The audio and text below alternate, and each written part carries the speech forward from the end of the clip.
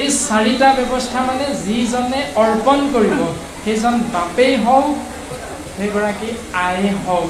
কোনো কথা নাই সেই আই বাপৰ এটা চিনাকি দিছে চাৰিটা নামেৰে সেই চাৰিটা নাম হ'ল 1 নম্বৰ টিকটিকি ৰান্ধনী 1 নম্বৰ হ'ল টিকটিকি ৰান্ধনী 2 নম্বৰ হ'ল পাও চেলেকা ৰান্ধনী 3 নম্বৰ হ'ল গা মোচা ৰান্ধনী 4 নম্বৰ হ'ল বকডিঙি ৰান্ধনী এই চাৰিও প্ৰকাৰৰ ৰান্ধনী আমাক চিনাকি কৰি দিছে তেওঁ বাপেই হওক আয়ে হওক তেওঁ নিজৰ গৃহত তিনিজনীয়া পৰিয়ালটোৱে গ্ৰহণ কৰিবলৈ ৰন্ধনেই কৰক নাইবা সামাজিক মাধ্যমত কোনোবা এখন গৃহস্থী ঘৰত এনেকুৱা আজি নিচিনা ভাগ অনুষ্ঠান কৰোঁতে যিকেইজনৰ নামটো প্ৰস্তাৱ কৰি ৰন্ধন কাৰ্যৰ বাবে আগবঢ়াই দিয়া হয় সেইকেইজনেই হওক কোনো কথা নাই নাম কিন্তু এই চাৰিটা টিকটিকি ৰান্ধনী প্ৰমাণ যিজনে ৰন্ধন কাৰ্যত আগবাঢ়িবলৈ গৈ যিটো পাত্ৰত ৰন্ধন কৰি থাকে সেই পাত্ৰটোৰ কাষত হেতাখনেৰে টক টককৈ মাৰি দিয়া যিটো স্বভাৱ থাকে সেইটো হ'ল টিকটিকি ৰান্ধনী অৰ্থাৎ যাৰ কাৰণে ৰন্ধন কৰা হয় সেইসকল ঈশ্বৰতুল্য সেই ঈশ্বৰতুল্য ব্যক্তিসকলৰ বাবে ৰন্ধন কৰা কাৰ্যটোত যদি তেনেকৈ ব্যৱহাৰটো কৰা হয় তেতিয়াহ'লে সেই ঈশ্বৰতুল্য ব্যক্তিসকলৰ মূৰত মাৰ মাৰি দিয়া হয় সেইটো অপমান কৰা হয় অজ্ঞানবশত জ্ঞানবশত সেইটো সেইজনে নিজেহে বুজি পাব সেইটো স্বভাৱ যদি আমাৰ আছে তেতিয়াহ'লে সেই স্বভাৱটো আমি এৰিব লাগিব শাস্ত্ৰই এইটো বেয়া বুলি সিদ্ধান্ত দিছে 2 নম্বৰতে সিদ্ধান্ত দিলে তাও চেলেকা ৰান্ধনী 3জনমান বাপক যেতিয়া উঠুৱাই দিয়া যায় ৰন্ধন কাৰ্যত লাগিবলৈ কোনোবা এজনে যেতিয়া দাইল বনাবৰ বাবে আগবাঢ়ে ইজনক ক'লে তুমি অকণমান চাবাচোন মই বাহিৰৰ পৰা নিমখ দিলে নে নাই এতিয়া পাহৰি থাকিলে সেই নিমখটো বেছিয়ে হ'ল নে কম হ'ল ইজনেও দিলে সিজনেও দিলে হ'ব না কি হ'ল চাব লাগিব এতিয়া বোলে তুমি দিলা নি নিমখ মই দিলোঁ নহয় ইজনে বোলে মই দিলোঁ নে নিদিলোঁ পাহৰি গ'ল এতিয়া অৱস্থাটো কি হ'ব সেই তাও চেলেকা ব্যৱস্থাটোলৈ যাব লাগিব তাৰমানে জ্যোতি বুদ্ধি হৈছে নে নাই নিমখৰ চাপটো অকণমান বেছি হৈছে নেকি এইটো মনে মনে অকণমান বাকী লৈ হাতেৰে চোৱাটো বা তাও মাৰিডাল চেলেকি চোৱা যদি নিয়মটো আছে তেতিয়াহ'লে সেইটো হ'ল তাও চেলেকা ৰান্ধনীৰ নিয়ম সেইটো আমি পৰাপক্ষত এৰিব লাগিব জোঠা বস্তু আমি দেৱতুল্য ভকতৰ কাৰণে আগবঢ়াই দিয়াটো শাস্ত্ৰসন্মতে অপৰাধ 3 নম্বৰতে ক'লে গা মোচা ৰান্ধনী যেতিয়া আমি ৰন্ধন কাৰ্যলৈ আগবাঢ়িম তেতিয়া আমি যিকেইটা প্ৰয়োজনীয় বস্তু সেইকেইটা আমি প্ৰথম গোটাই ল'ব লাগে পাত্ৰটো ধৰিবৰ বাবে এখন কাপোৰ আমাক লাগিব সেই কাপোৰখন আমি যদি প্ৰথম গোটাই নলওঁ তেতিয়াহ'লে যেতিয়া হঠাতে উতলি পৰিবৰ হ'ব তেতিয়া আমি কি কৰোঁ স্বাভাৱিকতে গাত লৈ থকা গামোচাখনে আমি ধৰি লৈ নমাবলৈ যাওঁ বা আইসকলে চাদৰৰ আগটোৰে সৰ্বসাধাৰণতে ব্যৱহাৰ কৰি দিয়ে সেই ব্যৱস্থাটো সেইটো বেয়া স্বভাৱ বুলি শাস্ত্ৰই দিছে সেইটো হ'ল গা মোচা ৰান্ধনীৰ স্বভাৱ আকৌ বাহিৰত তেনেকুৱাতে কোনোবা এজনে বোলে এগৰাকী আছানে এই বুলি কওঁতে সেই পাত্ৰটোত নমাই থৈ আহোঁতে এনেধৰণে মচি দিওঁতে ইয়াতেই ছাই অকণ লাগি আহিব ইয়াতেই ছাই অকণ লাগি আহিব এইটো অপৰিষ্কাৰ ৰান্ধনীৰ নিয়ম আমি সদায় পৰিষ্কাৰ পৰিচ্ছন্ন হৈ দেৱৰ অৰ্থে অৰ্পণ কৰিবলৈ যোৱা সেই ব্যৱস্থাটোত আমি পৰিষ্কাৰ পৰিচ্ছন্ন হৈ আগবাঢ়িব লাগিব 4 নম্বৰতে সিদ্ধান্ত দিলে বকডিঙি ৰান্ধনী বকডিঙি ৰান্ধনীৰ দুটা স্বভাৱ আছে এটা ভাল আৰু এটা বেয়া বেয়াটো হ'ল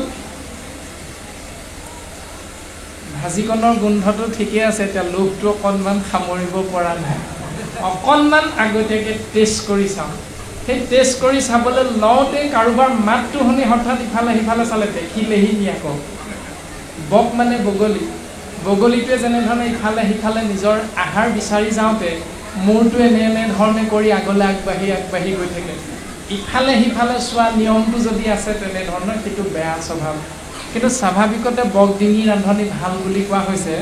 কিন্তু এনেকুৱা স্বভাৱটো যদি আছে ইফালে সিফালে চোৱা তেতিয়াহ'লে এইটো বেয়া স্বভাৱ বগলীটোৱে যেনেকৈ নিজৰ আহাৰটো দেখাৰ লগে লগে এক ধ্যানত আহাৰটো ধৰিবলৈ ৰৈ থাকে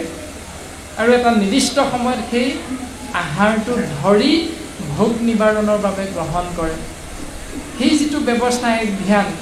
ঠিক তেনেকৈ আমি ৰান্ধনি ঘৰত সোমোৱাৰ লগে লগে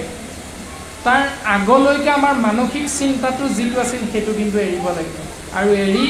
কেৱল এক ঈশ্বৰৰ চিন্তাত নিজকে অৰ্পণ কৰি গুৰুদেৱ নাম ভকতত আমি অৰ্পণ কৰিব লাগিব, বক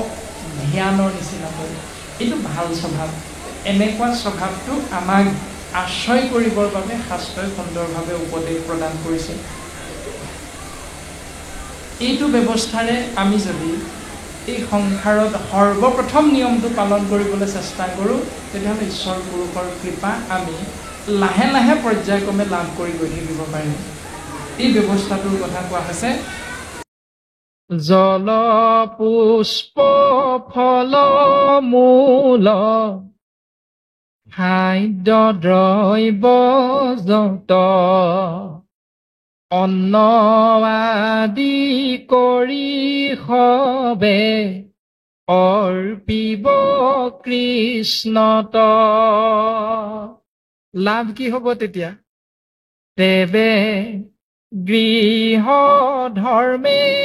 হিংসা দুখে নপাৱয় কৃষ্ণে একনিষ্ঠ হুয়া মুকুতি সাধয়। তেতিয়াহে জীৱৰ মুক্তি হ'ব। জল পুষ্প ফল মূল খাদ্য দ্ৰব্য যত অন্ন আদি কৰি হবে অৰ্পিব কৃষ্ণত। কেনেকৈ? শুদ্ধভাৱে। তেবে গৃহ ধৰ্মে হিংসা দুখে নপাৱে। তেতিয়াই গৃহস্থী ধৰ্ম পালন কৰা জীৱই হিংসাত নপৰে,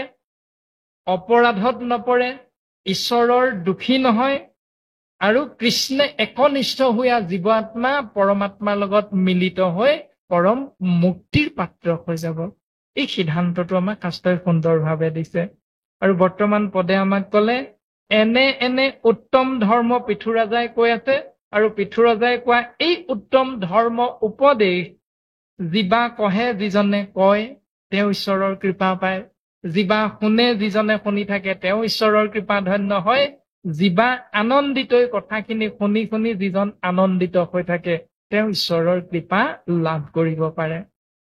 তিনিৰো সমান ফল শাস্ত্ৰৰ বিদিত। শাস্ত্ৰই কৈছে এই তিনিজনৰে সমান ফল হয়, সমান পুণ্য লাভ হয়।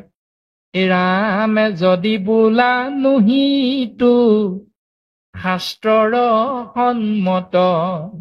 বেনৰ কালত কিয় নাছিল মত নকৰিলে কৰ্ম ঈশ্বৰত সমৰ্পণ নভজিল বেন বিনে দেৱনাৰায়ণ। যদি তোমালোকে ভাবিছা মই কোৱা এই নিয়মটো শাস্ত্ৰৰ নিয়ম নহয় বুলি, পৃথুৱে কৈছে যে মই কোৱা এই নিয়মটো যদি শাস্ত্ৰৰ সন্মত নহয় বুলি তোমালোকৰ সন্দেহ আছে, তোমালোকতো বেন ৰজাৰ দিনতো আছিলা, মইতো আজিহে আছো, তোমালোক বেন ৰজাৰ দিনৰ পৰা আছা। বেনে ঈশ্বৰত সমৰ্পণ কৰি কৰ্ম নকৰাৰ বাবে বেন ৰজাৰ ৰাজ্যত কিমান বছৰলৈকে বৰষুণেই হোৱা নাছিল আপোনালোকে জানে। মাৰি মৰক হৈছিল, কেৱল দুৰ্ভিক্ষ আকাল অনাবৃষ্টি হৈছিল বেন ৰজাৰ সময়ত। এইবিলাক তেতিয়াহ'লে কিয় হৈছিল? কাৰণ বেনে ঈশ্বৰত কোনো বস্তু অৰ্পণ কৰা নাছিল। কাই অৰ্পণ কৰা নাছিল? বাক্য অৰ্পণ কৰা নাছিল, মন অৰ্পণ কৰা নাছিল। সেইকাৰণেহে এইবিলাক হৈছিল। সৰ্বকালে জানো ৰাজা ঈশ্বৰ লোকৰ নৃপতিত পৰে নাহি শাস্তা স্বতন্তৰ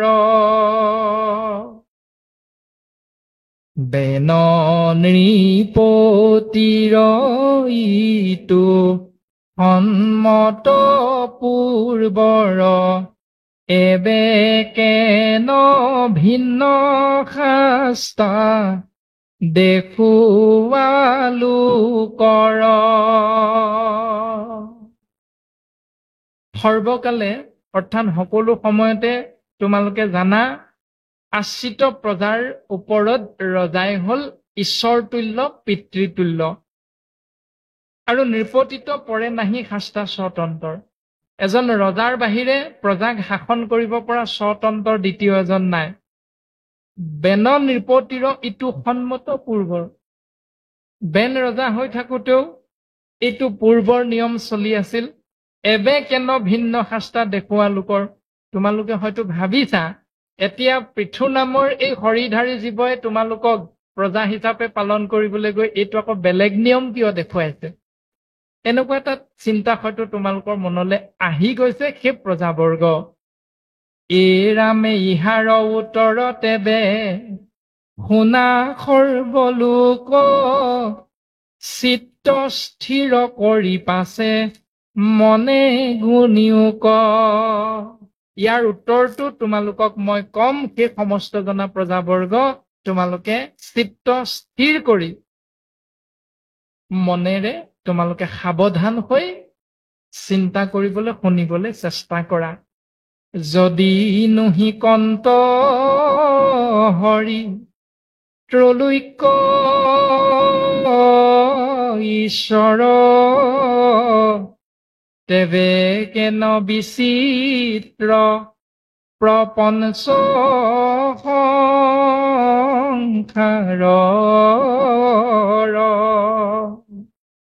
যদি নুহিকন্ত হৰি ত্ৰৈলোক্য ঈশ্বৰ যদি স্বৰ্গ মৰ্ত্য পাতাল এই সমস্ত লোকালোকৰ ঈশ্বৰ যদি হৰি নহয় তোমালোকে ভাবিছা হৰি ঈশ্বৰ নহয় বুলি তেবে কেনে বিচিত্ৰ প্ৰপঞ্চ সংসাৰৰ তেতিয়াহ'লে এই সংসাৰৰ বৈচিত্ৰতা কিয় হ'ল বিচিত্ৰতা কিয় হ'ল আমি সকলোৱে এটা কথা বুজি পাওঁ এই সংসাৰত কোটি কোটি মনুষ্য নামৰ জীৱ আছে কোটি কোটি জলজ প্ৰাণী আছে অৰ্থাৎ পানীত বাস কৰা জীৱ আছে উদ্ভিদ আছে ভ্ৰমণ জীৱ আছে কোটি কোটি আছে এই সংসাৰত তথাপিতো 1000টামান গৰু এখন পথাৰত চৰি থকাৰ পাছতো আপুনি মই যেতিয়া পথাৰত গৰুটো আনিবলৈ যাম সেই 1500 মান 1000 মান গৰুৰ ভিতৰত আমি কিন্তু নিজৰ গৰুজনীহে লৈ আনিম কিয় কাৰণ ইটোৰ লগত সিটোৰ কেতিয়াও মিল নাথাকে অকণমান পাৰ্থক্য থাকে সেই পাৰ্থক্যটো আমি বুজি পাওঁ কাৰণে 1500 মান গৰুৰ মাজতো আমি নিজৰ গৰুজনীহে ঘৰলৈ খেদি লৈ আহিম 1500 মান পোৱালি থকাৰ পাছতো গৰুজনীয়ে এম্বে বুলি কৈ দিয়াৰ লগে লগে নিজৰ পোৱালিটোহে কিন্তু দৌৰি আহি মাকজনীৰ ওচৰত গাখীৰ খাব আৰু মাকজনীও সেই 1500 মান পোৱালিৰ ভিতৰত নিজৰ পোৱালিটোকে কিন্তু চেলেকি চেলেকি মৰম কৰিব কি বিচিত্ৰতাটো এক ইখ তত্ত্ব ভগৱন্ত হৰিয়ে সমস্ত জীৱৰ গৰাকী কাৰণেহে এইটো সম্ভৱ হয় এৰা কটু মহাভোগী স্বৰ্গ ভোগ সুখে বঞ্চৈ কেহু মহাদৰিদ্ৰে নৰকে মাত্ৰ বঞ্চৈ কাৰু দিব্য শৰীৰ সুন্দৰ নিৰূপম কেহু মহাপুৰুষ গন্ধৰ্ব ৰাজা সম বৈচিত্ৰ্যময় জগত এই সংসাৰখনত কোনো কোনো মহাভোগী স্বৰ্গ সুখ ভোগ কৰি থাকে কোনোজন মহাদৰিদ্ৰ নৰকে মাত্ৰ বঞ্চৈ স্বৰ্গৰ বিপৰীতে নৰকলৈ যাব লগা হয় কাৰো দিব্য শৰীৰ সুন্দৰ নিৰূপম কোনোজনৰ শৰীৰটো দিব্য সুন্দৰ অনুপম তুলনা কৰিব নোৱাৰি কেহু মহাপুৰুষ এনে কোনো মহাপুৰুষ হৰিধাৰী জীৱ আত্মা আছে গন্ধৰ্ব এজন ৰজাৰ সমান ইটো চিত্ৰ সৃষ্টি ছয় ঈশ্বৰ নিৰ্মাণ সৰ্ববাদী সিদ্ধ চাৰি বেদত প্ৰমাণ এই ছবিখন সৃষ্টিছয় ঈশ্বৰ পুৰুষে নিৰ্মাণ কৰিছে। সৰ্ববাদী সিদ্ধ চাৰি বেদত প্ৰমাণ, যে বেদশাস্ত্ৰৰ প্ৰমাণ হিচাপে চাৰি সিদ্ধই আমাক এই পৰম সত্যটো দৰ্শন কৰাইছে। এই ৰামে আৰু শুনিও ক মহা মহন্ত সন্মত, যিটো আৰাধয়পতি ত্ৰলৈকনাথত। লোকালোকৰ স্বামী যাক আৰাধনা কৰি মহামহন্তসকলেও এই জ্ঞানটো লাভ কৰিছে। পৃথুক চাৰিজন সিদ্ধই উপদেশ জ্ঞান দিছিল। সেইখিনি কথা সেইকাৰণে পৃথুৱে প্ৰজাবৰ্গৰ আগত প্ৰকাশ কৰিছে যে এইখিনি মোৰ নিজৰ কথা নহয়, মই ব্ৰহ্মাৰ মানস পুত্ৰ চাৰি সিদ্ধৰ পৰা এই পৰম সত্য মাৰ্গটো শাস্ত্ৰসন্মতে দৰ্শন পাইছিল, আৰু সেইকাৰণেহে মই তোমালোকৰ আগত এই পৰম সত্য দৰ্শন কৰাব বিচাৰিছো। এৰাম স্বয়ম্ভুৱ মনু তানে পুত্ৰ প্ৰিয় ব্ৰত, ধ্ৰুৱৰ জনক সৰ্বসাধুৰ সন্মত। মহাভাগৱত ধ্ৰুৱ ৰাজাৰ নন্দন, পঞ্চবৰিষতে জাত তুষ্ট নাৰায়ণ। স্বয়ম্ভুৱ মনুৰ পুত্ৰ হল প্ৰিয়ব্ৰত, আৰু ক্ৰম অনুসাৰে ধ্ৰুৱৰ জনক অৰ্থাৎ ধ্ৰুৱৰ পিতৃ সাধু সমস্ত জনাৰে সন্মত মহাভাগৱত ধ্ৰুৱ, সেই প্ৰিয়ব্ৰত ৰাজাৰ পুত্ৰ। পঞ্চ বয়সতে তেওঁ জগতৰ সৃষ্টি স্থিতি প্ৰলয়ৰ গৰাকী এক ইশতত্ব নাৰায়ণৰ কৃপা লাভ কৰিব পাৰিছিল। কিয়? কাৰণ এইটো শাস্ত্ৰসন্মতে তেওঁ পালন কৰিছিল। গতিকে তোমালোকেও যদি পালন কৰা তেতিয়াহ'লে তোমালোকেও ঈশ্বৰ পুৰুষৰ কৃপা লাভ কৰিব পাৰিবা। সেই মোৰ পুত্ৰসকল, এইবুলি পৃথু ৰজাই নিজৰ পালিত প্ৰজাবৰ্গক পুত্ৰব্ৰত সেই শাস্ত্ৰসন্মত উপদেশটো প্ৰদান কৰিছে। ৰাম মোৰ পিতামহ যিটো অংগ মহাৰাজ, ব্ৰহ্মা হৰ আদি আনো দেৱতা সমাজ, বলি প্ৰহ্লাদক আদি আনো নানা দৈত্য,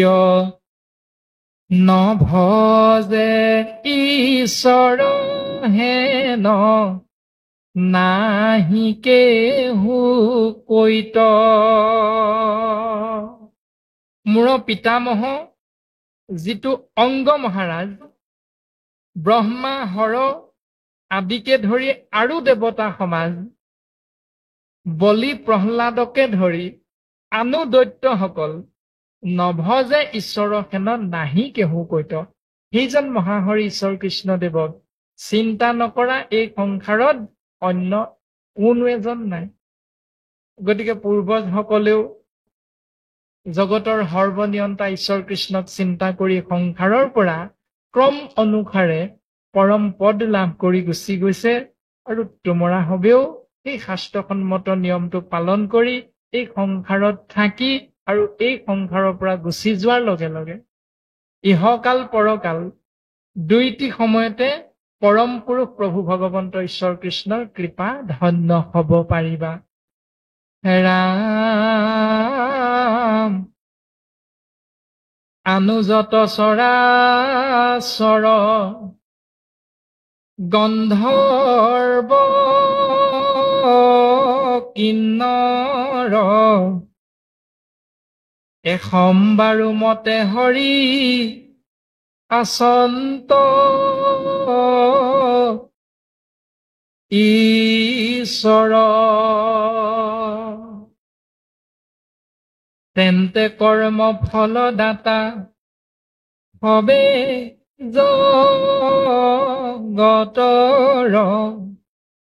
তেহে অন্তৰ্যামী দেৱ সমস্তে জীৱৰ সেইকাৰণে তেওঁ সমস্ত জীৱৰ অন্তৰ্যামী দেৱ তত্ত্ব সেইকাৰণে সমস্ত চৰাচৰ জগতৰ চাৰিমুঠি জীৱই সেইজনক সেৱা কৰে চিন্তা কৰে সেইকাৰণে তেওঁ সমস্তৰ গৰাকী কি গন্ধৰ্ব কি কিন্নৰ কি ব্ৰহ্মা কি শিৱ কি ধ্ৰুৱৰ পিতৃ প্ৰিয়ব্ৰত কি তেওঁৰ পিতৃ স্বয়ম্ভুৱ মনু কি বলি কি প্ৰহ্লাদ আদি সমস্ত চৰাচৰ জগতৰ চাৰিওমুঠি জীৱৰ ইষ্টদেৱ হল কেৱল কৃষ্ণ তত্ত্ব সেইকাৰণে তেওঁ অন্তৰ্যামী সমস্তৰ কাৰণে পৰম উপাস্য তত্ত্ব উত্তম দেৱ ৰাম ধৰ্ম অৰ্থ কাম মোক্ষ চাৰি প্ৰয়োজন তান্ত বিনে নাহি আৰ ইহাৰ কাৰণ কেৱলে বিষ্ণুৰ নাহি বেন ব্যতিৰেক অধম দুৰ্জন মূৰ্খ দাম্ভিক প্ৰত্যেক বেদ পথ বিৰোধক ধৰ্ম বিনাশক তান্ত বিনে নমানিবে কোনে ঈশ্বৰক যদি বা বুলিবা তান বিষম ভজন ইহাৰ সিদ্ধান্ত তেন্তে শুনা সৰ্বজন কেৱল ঈশ্বৰ কৃষ্ণ বিষ্ণু বেনৰ বাবে ব্যতিক্ৰম নাছিল অধম দুৰ্জন মূৰ্খ দাম্ভিক স্বভাৱৰ যিমান আছে প্ৰত্যেকৰে বাবে ঈশ্বৰ ব্যতিৰেক বেদ পন্থ বিৰোধক ধৰ্ম বিনাশক বেদৰ পথটো কৰ্মই হল ধৰ্ম আৰু সেই কৰ্ম ধৰ্ম হল উত্তম ধৰ্মৰ নাম বেদে যাক বিহি আছে সেহিটো কৰ্ম বেদে যাক নিষেধিছে সেহিটো অকৰ্ম বেদে যিটো কৰিবলৈ কৈছে আমাক মংগলৰ অৰ্থে সেইটো হল কৰ্ম আৰু বেদে যিটো নকৰিবলৈ বাৰে বাৰে আমাক বাধা দিছে সেইটো হল অকৰ্ম অকৰ্ম নাচৰি হয় বিকৰ্ম পাতে অৰ্থাৎ নকৰিবলৈ কোৱা কৰ্মটো যদি এৰি নিদি তাকে কৰি থকা হয় তেতিয়া হল সেইটো বিকৰ্ম পাপ বুলি কোৱা হৈছে এতিয়া ইয়াত বৰ্তমান প্ৰকাশ কৰিলে বেদ পথ বিৰোধক বেদে কৰিবলৈ কোৱাটো যদি নকৰিবলৈ কোৱাটোহে যদি কৰো বেদ পথ বিৰোধক ধৰ্ম বিনাশক তেতিয়া কিন্তু ধৰ্ম নাশ হৈ যায় তান্ত বিনে নমানিবে কোনে ঈশ্বৰক তেনেকুৱা পথত জীৱন অতিবাহিত কৰা ব্যক্তিসকলে ঈশ্বৰক কিন্তু কেতিয়াও মানি নলয় এইজন যে ঈশ্বৰ বুলি যে কেৱল এক তত্ত্বহে আছে ঈশ্বৰ যে কেৱল এজনহে এই পৰম সত্যটো সেইসকলে মানি লব নিবিচাৰে যদি বা বুলিবা তান বিষম ভজন ইহাৰ সিদ্ধান্ত তেন্তে শুনা সৰ্বজন যদি এইটো বিষম ব্যৱস্থা বুলি ভাবিছা বুজিছা তেতিয়াহ'লে ইয়াৰ সিদ্ধান্তটো মই তোমালোকৰ আগত শাস্ত্ৰসন্মতে প্ৰকাশ কৰিম তোমালোকে শুনা